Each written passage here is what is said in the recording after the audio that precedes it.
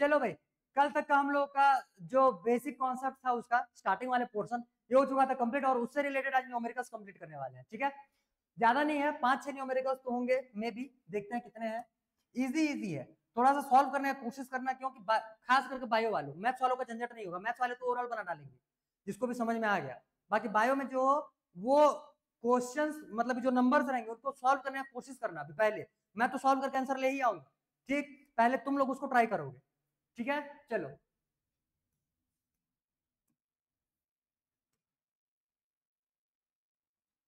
6 question. ठीक है, देखो पहला क्वेश्चन पढ़ो, बहुत ही इजी, बहुत ही इजी, मतलब ये तुम्हारे किसी एग्जाम के लायक नहीं है, मैं पहले ही तुमको बता दे रहा हूँ। यहां से जितने क्वेश्चन आज करवाने वाला हूँ 5-6 क्वेश्चन, ये बहुत ही लो लेवल के क्वेश्चन है, ये बोर्ड तक ये क्वेश्चन नहीं पूछता। आ रहा बात समझ में? ये सिर्फ और सिर्फ ये क्वेश्चन इसीलिए करवाया जा रहा है ताकि तुमको कुछ एक नंबर्स का प्रैक्टिस हो जाए, जब क्वेश्चन आगे नंबर सॉल्व करेंगे तो उसमें मिस्टेक ना करो। क्लियर हुआ? पढ़ो पहले क्वेश्चन। और जो लोग प्रीवियस मतलब दोनों क्लासेस किए हुए उनको तो ये क्वेश्चन पहले समझने का है, पहले समझो क्या बोल रहा है। पढ़े? अब देखो, मैं क्वेश्चन को एकदम और सिंप्लीफाई करके मैं तुमको बता रहा हूं। ये दो चार्ज है, ये देखो, ये एक बॉडी वेट, ये एक बॉडी हो गया, इसमें एक चार्ज है क्यू ए और एक चार्ज है ये क्यू बी, दोनों का मैग्नीट्यूड मतलब कि वैल्यूज जो है वो क्वेश्चन में गिवन है। ठीक है, पोजीशन दिया हुआ है, इसका इसका एक पोजीशन दिया हुआ है 0 0 -15, इसका एक पोजीशन दिया हुआ है 0 0 +15। क्लियर? क्लियर? तो बोल रहा है कि what is the total charge on the system, इस सिस्टम पे पूरा टोटल चार्ज कितना होगा? 0। अरे कल तुमको मैंने एक और फॉर्मूला लिखवाया था, Q net is equals to Q1, जितने भी उस सिस्टम पे चार्जेस होंगे सबको डायरेक्ट सम कर दोगे, तब तुम्हारा नेट चार्ज आ जाएगा। ठीक, इस सिस्टम में चार्ज के पोजीशन से हमको कोई लेना देना नहीं है, वो जो पोजीशंस दिया हुआ है वो सिर्फ और सिर्फ घुमाने के लिए दिया है। आ रहा बात समझ में? तुमको मतलब है चार्ज के मैग्नीट्यूड से, और दोनों ही मैग्नीट्यूड जो है वो इक्वल है, लेकिन साइन दोनों का क्या है? अपोजिट, उल्टा। क्लियर? तो जब दोनों को ऐड करोगे तो पहले क्या ऐड हो जाएगा यहाँ से? 2.5 multiply by 10 to the power -7 plus -2.5 multiply by 10 to the power -7, यही ना आएगा। अब दोनों एक दूसरे से कैंसिल हो जाएंगे और आंसर कितना हो जाएगा इसका? 0। सिंपल। आया समझ में? क्लियर हुआ? तो ये बहुत ही बेसिक क्वेश्चन। अब देखो नेक्स्ट क्वेश्चन, ये समझ गया? ये कुछ नहीं, तुमको बस ध्यान डाइवर्ट करने के लिए दिया हुआ है, जो बेवकूफ होगा वो उस पर उलझ जाएगा, और जिसको कॉन्सेप्ट पता है कि किसी भी बॉडी के चार्ज को कैसे निकाला जाता है वो उस पर ध्यान ही नहीं देगा। उसको मतलब रहेगा कि कौन कौन से चार्जेस बॉडी में प्लेस्ड है, सारे चार्जेस को प्लस माइनस के साइन में जितने भी चार्जेस रहेंगे सबको सीधा डायरेक्ट सम कर दो, क्योंकि हम लोगों ने सेकंड प्रॉपर्टी देखा हुआ था चार्जेस का, they are additive in nature, add हो जाते हैं, जैसे हम लोग एलजेब्रा में ऐड सेपरेट करते हैं। ठीक है, तो इसी का हम लोग का बस मतलब आ गया बात समझ में? ठीक है, नेक्स्ट ये क्वेश्चन सॉल्व करो, ये क्वेश्चन सॉल्व करने की कोशिश करो। How many electrons form 1 coulomb of charge? कितनों को समझ में नहीं आया?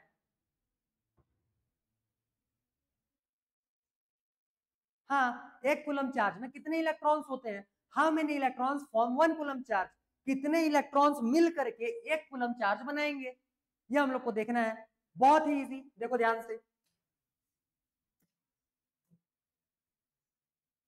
वही कुछ, हाउ मेनी इलेक्ट्रॉन्स देखो, तो Q इज इक्वल टू हमारे पास फॉर्मूला है Ne, ये फॉर्मूला हमारे पास है। हमको बोल रहा है हाउ मेनी का बोलने का मतलब नंबर निकालना है, और नंबर यहाँ पे n नंबर को रिप्रेजेंट करता है। n किसको रिप्रेजेंट करता है? नंबर को। तो यहाँ से formula n is equal to क्या हो जाएगा? Q divide by E। Q क्या होता है? चार्ज, और E क्या होता है? Charge on an electron. E क्या हो जाएगा? Charge on an electron. ये जो चार्ज है ये क्वेश्चन में पूछा है, हाउ मेनी इलेक्ट्रॉन फॉर्म कितना? 1 कूलम चार्ज। तो ये Q का वैल्यू कितना है यहाँ पे? 1 कूलम डिवाइड बाई, ठीक, एक इलेक्ट्रॉन का चार्ज कितना होता है? 1.6 minus 1.6 into 10 to the power -19 coulomb. ठीक है, सॉल्व करो इसको, इसको सॉल्व करो। जल्दी 18 कितना आ जाएगा ये 6.25 इंटू 10⁻18 ठीक है 1 डिवाइड बाई 1.6 करोगे तो ये आ जाएगा 0.625 लेकिन हम लोग स्टैंडर्ड फॉर्म में लिखते हैं तो ये 6.25 हो जाएगा और 10 टू द पावर ये 19 है नीचे में ये ऊपर जाएगा तो 10 टू द पावर प्लस 19 होगा ठीक है तो जब ये 0.625 था तो वहां से एक जीरो इधर ट्रांसपोज होकर के पावर कम हो जाएगा ऐसे समझो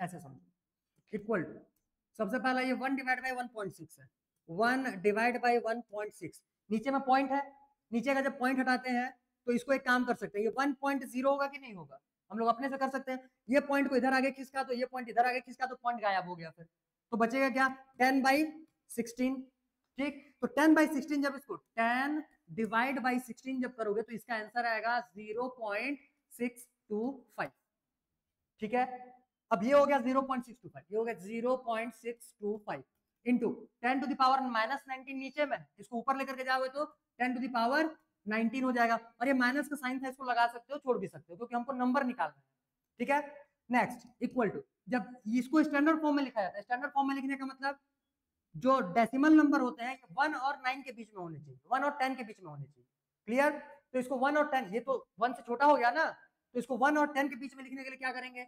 6.25 मल्टीप्लाई बाई उधर जो पावर रहेगा ये एक कम हो जाएगा पॉइंट जब इधर खिसकता है तो पावर एक कम हो जाता है पॉइंट को जब इधर खिसकाओगे तो पावर बढ़ जाता है ठीक है चलो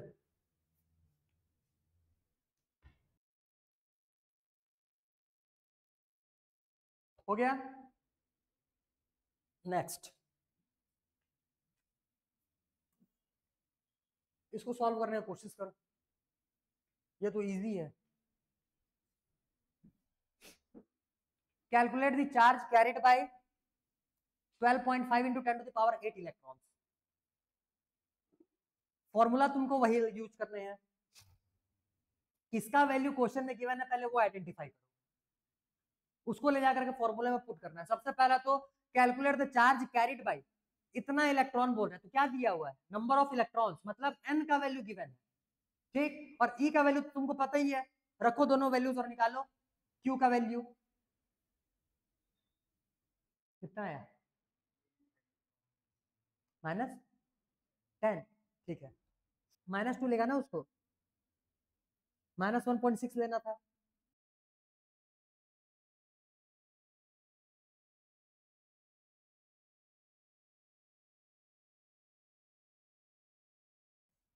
Q इज इक्वल टू है यहाँ से NE n का वैल्यू कितना है 12.5 into 10 to the power 8 multiply by फिर E का value 1.6 into 10 to the power कितना -19 क्लियर उन दोनों को मल्टीप्लाई करो 16 5 से कितना होता है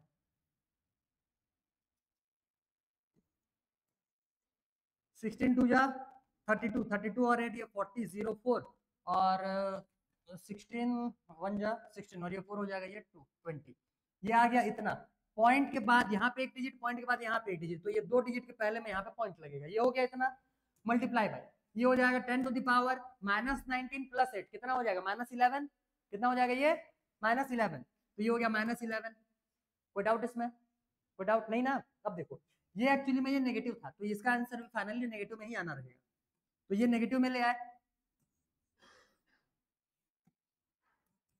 तो ये 20 है ये क्या है ये 20 जब इधर के नंबर कितने के बीच में होने चाहिए 1 और 10 के बीच में 1 और 10 के बीच में तो इसको हम लोग पॉइंट को एक प्लेस इधर आगे खिसकाएंगे तो ये हो जाएगा -2.0 और मल्टीप्लाई बाय ये हो जाएगा 10 टू द पावर एक ज्यादा का मतलब -10 समझे क्लियर हुआ ये है उसका फाइनल आंसर अब तुम आंसर में बार बार मैं बोल रहा हूं एक तो पॉइंट के नंबर्स में गड़बड़ाएगा तुम्हारा दूसरा पावर में गड़बड़ाएगा और इसीलिए इन दोनों चीजों को मैंने पहले ही तुमको बता दिया था ऐसा समझ में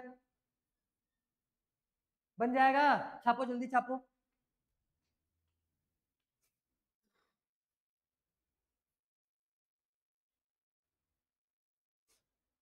चलो नेक्स्ट क्वेश्चन इसको तो सॉल्व करो भाई ये तो तुमको मैं बकायदा एग्जांपल लेकर के इसका कॉन्सेप्ट बताया।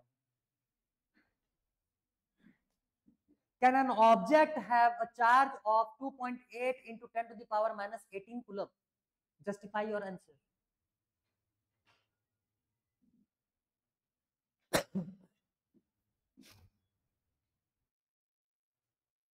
हो गया, हो गया, आया 17.5, कितना रहा है 11.2, वो मिस्टेक की हुई है। इसमें से तुम लोगों को निकालना क्या है, n का वैल्यू निकालना है, n is equals to q by e is equals to q का वैल्यू कितना है यहाँ पे 2.8 multiply by 10 to the power minus 18 divide by e का value 1.6 10 to the power minus 19। इसको ऊपर ले जाओ, ये 28 का 28 रहने दो और नीचे में 16 का 16, क्योंकि इसके बाद पॉइंट के बाद एक डिजिट, पॉइंट के बाद अगर तुमको नंबर ऑफ डिजिट सेम दिख रहे होंगे पॉइंट हटा दे, ठीक है। ऐसे देखो, जैसे मान लो यहाँ पे लिखा हुआ है 3.25 और नीचे में लिखा हुआ है मान लो 3.6, ठीक है। पॉइंट के बाद ऊपर में कितने डिजिट है और नीचे में कितना डिजिट है, सिंगल। तो हम लोग इसको बाद में जीरो जोड़ सकते हैं कि नहीं जोड़ सकते हैं, जोड़ दिए। तो जीरो जोड़ने के बाद अब देखो पॉइंट के बाद इसमें कितने डिजिट, तो इसमें भी कितने डिजिट, तो दोनों ही पॉइंट्स अब हट जाएंगे, अब दोनों पॉइंट्स का कोई वैल्यू नहीं, समझे। तब इसको फिर लिख सकते हो क्या, 325 डिवाइड बाई 360। अब तो पॉइंट हट गया ना पूरा। अब यहाँ पे भी देखो पॉइंट के बाद एक डिजिट, पॉइंट के बाद एक डिजिट, दोनों पॉइंट कैंसिल। Clear, clear. तो यहाँ से डिवाइड किसको दोगे, 28 डिवाइड बाई 16, तो 28 को 16 से डिवाइड दो यहाँ पे, ये जो आंसर आएगा। और इधर देखो, इधर 10 टू द पावर ये हो जाएगा minus 18 multiply by 10 to the power ये हो जाएगा 19, 19 में से 18 जाएगा तो 1, तो क्या आ जाएगा यहाँ से इज इक्वल टू ये 10 मल्टीप्लाई बाई, इसको डिवाइड दो, इसको डिवाइड दोगे तो ये आएगा तुम्हारा 1.75, इसको डिवाइड दो कितना आएगा 1.75।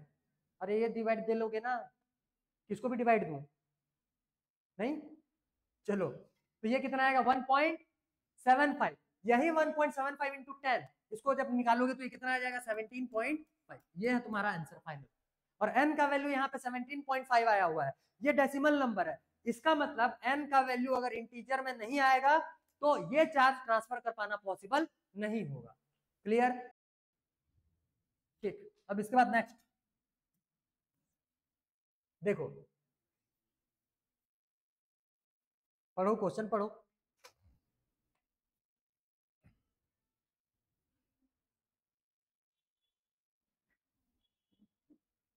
If a body gives out 10 to the power 9 electrons every second, how much time is required to get a total charge of 1 coulomb from it? चलो भाई देखो, इजी सा क्वेश्चन है, कैसे बनेगा देखो ध्यान से, स्टेप बाय स्टेप चलते हुए चलना, ज्यादा कुछ दिमाग लगाना ही नहीं है। देखो ध्यान से, देखो, if a body gives out 10 to the power 9 electron हर एक सेकंड में बोल रहे हैं, ठीक है। तो in 1 second number of electron transferred in 1 second, number of electrons is equal to कितना हो जाएगा 10 टू द पावर 9, ठीक। अब अगर 1 सेकंड में 10 टू द पावर 9 इलेक्ट्रॉन्स गए हैं तो चार्ज कितना ट्रांसफर हुआ रहेगा, इतने इलेक्ट्रॉन्स हैं, इतने क्या हैं इलेक्ट्रॉन्स, तो चार्ज कितना लेंगे, एक इलेक्ट्रॉन जितना चार्ज लेता है उतना इंटू इतना। अरे प्रीवियस क्वेश्चन में भी तो वही कॉन्सेप्ट लगाए थे ना। तो अगले स्टेप में क्या लिखेंगे, charge transferred in 1 second, charge transferred in 1 second is equal to क्या हो जाएगा 10 to the power 9 multiply by 1.6 into 10 to the power minus 19 होगा, होगा। अब इसको सॉल्व करो, ये कितना आ जाएगा, ये 1.6 इंटू 10 टू द पावर कितना, कितना -9, सॉरी -10, -10, 1.6 इंटू कितना आ गया 10 टू द पावर -10। इतना चार्ज कितने सेकंड में, कितने सेकंड में 1 सेकंड में। अब यूनिटी मेथड लगाएंगे, पलटा दो क्वेश्चन को, 1.6 into 10 to the power -10 coulomb charge in 1 second, ठीक, इतना कूलम, तो 1 coulomb charge is equal to, इसका वैल्यू से 1 निकालना रहता है तो इसको लाकर डिवाइड देते हैं उधर, और डिवाइड में देते हैं तो ये क्या हो जाएगा 1 कूलम इज इक्वल्स टू कितना second 1 divide by 1.6 into 10 to the power -10 second. यहां तक आया समझ में? क्लियर? अब इसको तोड़ के बना लो 1 बाय 1.6 से कितना आ जाएगा 0.625 multiply by 10 to the power ये 10 है। ठीक है, निकाली थी नहीं 6.25 तक जाएगा वो। ठीक है, क्लियर? ये इतना सेकंड्स होगा बाबू, समझो ये इतना क्या है सेकंड्स है। लेकिन एग्जाम में तुमको अगर ये टाइप का क्वेश्चन देगा तो तुमको आंसर ईयर्स में पूछेगा। 10 का पावर कितना क्या है 10 का पावर 10 सेकंड। छोटा मोटा ईयर थोड़ी है, मतलब छोटा मोटा टाइम थोड़ी है, बहुत ज्यादा टाइम की बात कर रहा है। ठीक है, तो ये बड़े टाइम को निकालना रहता, सेकंड्स में नहीं बताना रहता, फिर उसको तुमको बताना रहता है ईयर्स में। किसमें बताना रहेगा ईयर्स में। अब इसको ईयर्स में निकालेंगे कैसे, देखो कितना है ये 0.625 multiply by 10 to the power कितना 10 डिवाइड बाय ईयर का निकालना है ना, तो एक साल में कितने दिन होते हैं 365 डेज। कितने घंटे, कितने मिनट, कितने सेकंड, ये हुआ। अब इसको जब सॉल्व करोगे तो ये तुम्हारा आएगा 198 पॉइंट समथिंग कुछ आएगा, मे बी 4 आएगा। ठीक है, कुछ भी है तो 198 पॉइंट समथिंग कुछ आएगा, तो ये क्या हो जाएगा वेरी लॉन्ग ईयर या वेरी लॉन्ग टाइम। समझे? तो लगभग 200 साल में 1 कूलम चार्ज ट्रांसफर होगा। अगर 1 सेकंड में इतना चार्ज ट्रांसफर कर रहे हैं तो 1 कूलम चार्ज ट्रांसफर करने में कितना टाइम लग जाएगा, लगभग 200 साल। 200 साल तक में 1 कूलम का चार्ज ट्रांसफर होगा। आया समझ में? क्लियर? समझे? चलो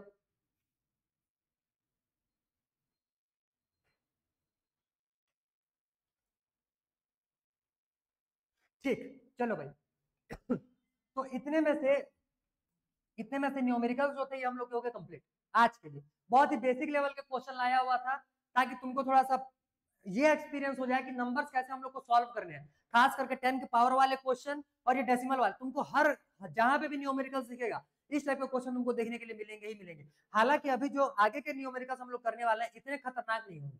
ठीक है, थोड़े से और इजी नंबर्स तुमको देखने के लिए मिलेंगे, बट आगे के क्वेश्चंस में और केमिस्ट्री में, खास करके केमिस्ट्री में तुमको ये नंबर्स तो भर भर के देखने के लिए, डेसिमल वाले क्वेश्चन वहां पे अच्छे खासे तुमको प्रोडक्ट और डिवाइड करने के लिए देखने के लिए मिलेगा।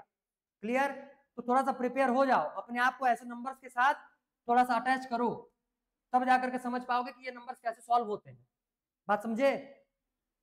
ठीक, और ये सिर्फ और सिर्फ एक ही से सुधरेगा बाबू, बार बार बोल रहा हूँ, चाहे बायो हो चाहे मैथ्स हो। मैथ्स भी हो अगर रहोगे तो भी तुम्हारा जब प्रैक्टिस छूट जाएगा तो यही नंबर प्रोडक्ट नहीं हो पाएंगे। ठीक, प्रैक्टिस इंपॉर्टेंट है, जितना ज्यादा प्रैक्टिस करोगे उतना बढ़िया से तुम्हारा नंबर सॉल्व होगा। क्लियर हुआ? ठीक,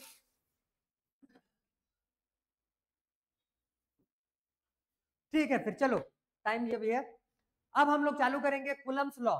ठीक, इतने तक के इसके पहले के जितने टॉपिक्स थे, हालांकि यहाँ से बहुत ज्यादा एग्जाम्स में नहीं पूछे जाते हैं, बट तुमको मैंने सारा कुछ करवा दिया। अगर कुछ आ भी जाता है तो तुमको ये ना फील हो कि हम लोगों ने नहीं पढ़ा हुआ है। क्लियर? ठीक, देखो भाई, तो नेक्स्ट अगला हेडिंग लगाओ सीधा आज Coulomb's law.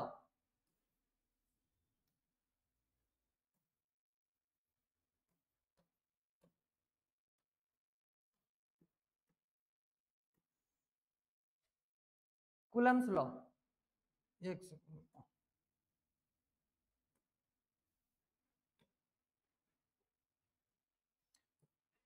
Of electrostatic force.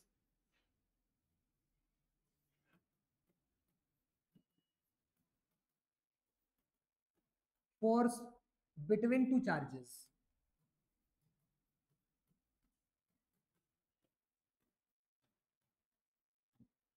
देखो सबसे पहला तो मैं इसको डेफिनेशन में यहाँ पे लिख दे रहा हूँ, उसके बाद फिर उसको एक्सप्लेन करेंगे, फॉर्मूला बनाएंगे और फिर उसका एक्सप्लेनेशन एक एक करके फिर देखेंगे। हालांकि इसका ये एक दिन का क्लास नहीं है, कूलम्स लॉ बोलने से ये अप्रोक्सीमेट मिनिमम में 2 दिन खाता है, ये मिनिमम में, समझे? कूलम्स लॉ अपने आप में।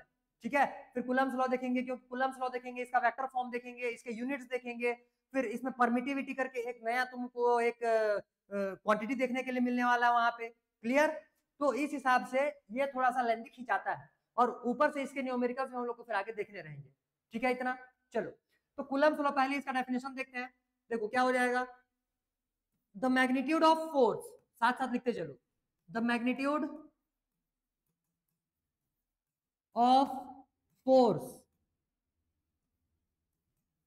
बिटवीन, ये बी बाई डब्ल्यू लिखता हूं, इसका मतलब बिटवीन होता है ना, बिटवीन टू चार्ज, एक सेकेंड, फोर्स ऑफ अट्रैक्शन और repulsion,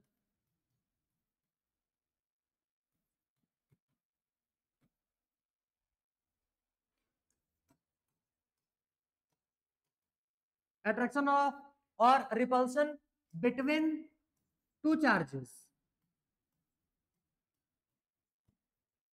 is directly proportional to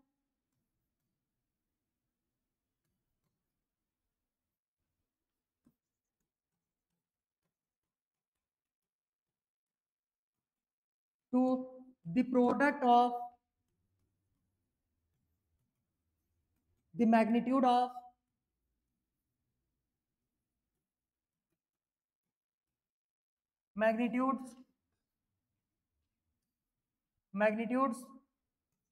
of the charges and inversely proportional to,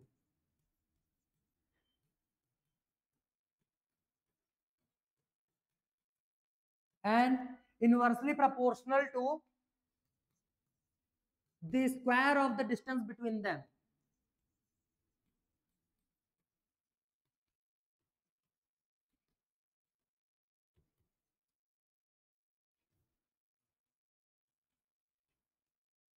The square of the distance between them. The magnitude of force of attraction or repulsion between two charges is directly proportional to the product of the magnitude of the charges and inversely proportional to the square of the distance between them.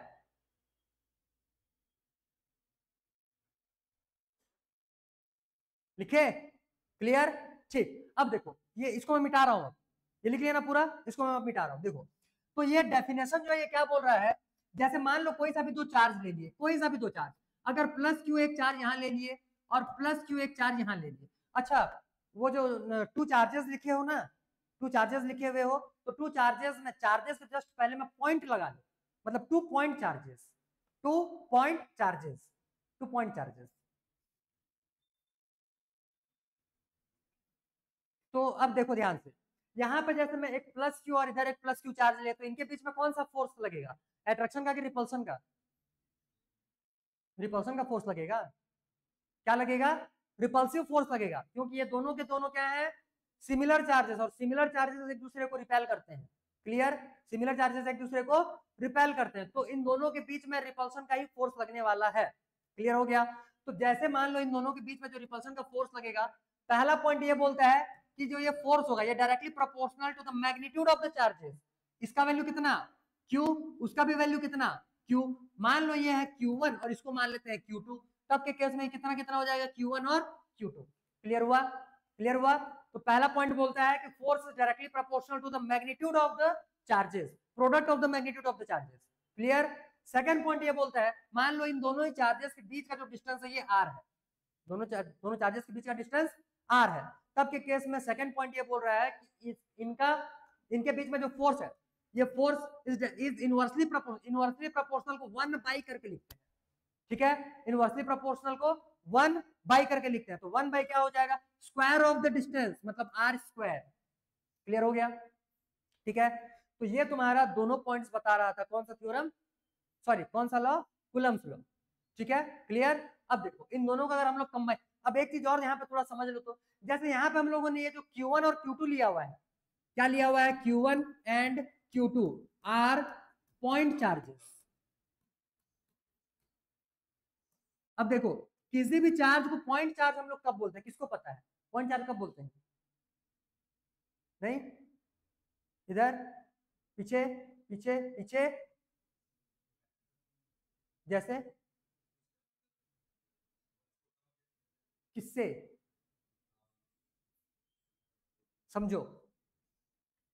जिस भी चीज का हम लोग study कर रहे हैं, ये दो पार्टिकल्स हैं, इनका स्टडी कर रहे हैं, इनके बीच का डिस्टेंस अगर इनके साइज के कंपैरिजन में बहुत ज्यादा हो, बोलने का मतलब इनके बीच का डिस्टेंस के कंपैरिजन में इनका साइज बहुत छोटा हो, तब के केस में हम लोग उसको क्या मानते हैं, पॉइंट मानते हैं।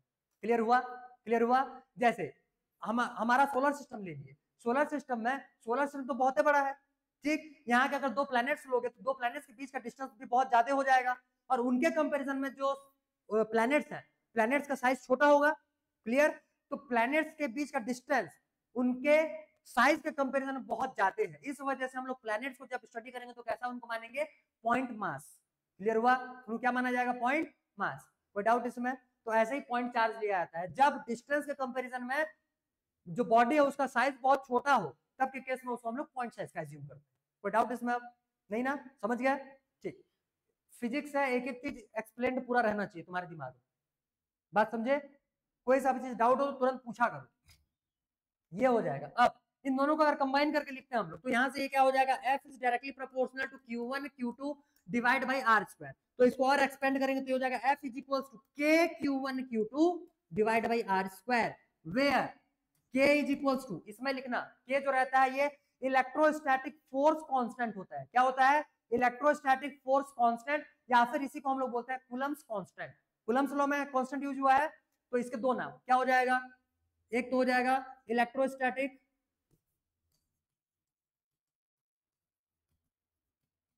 फोर्स कांस्टेंट, या फिर इसी को क्या बोलेंगे, कूलम्स कांस्टेंट।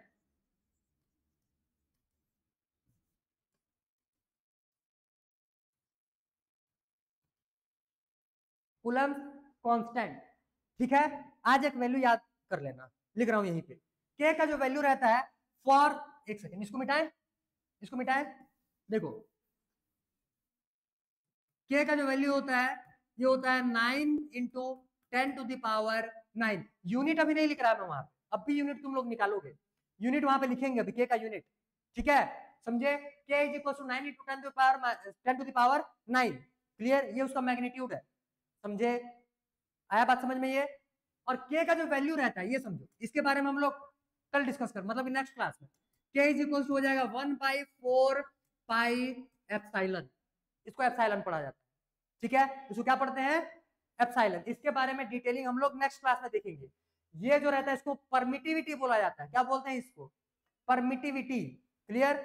और इसको प्रोनाउंस कैसे करते हैं, एप्सिलॉन, एप्सिलॉन, ई नहीं है वो, क्या है, एप्सिलॉन।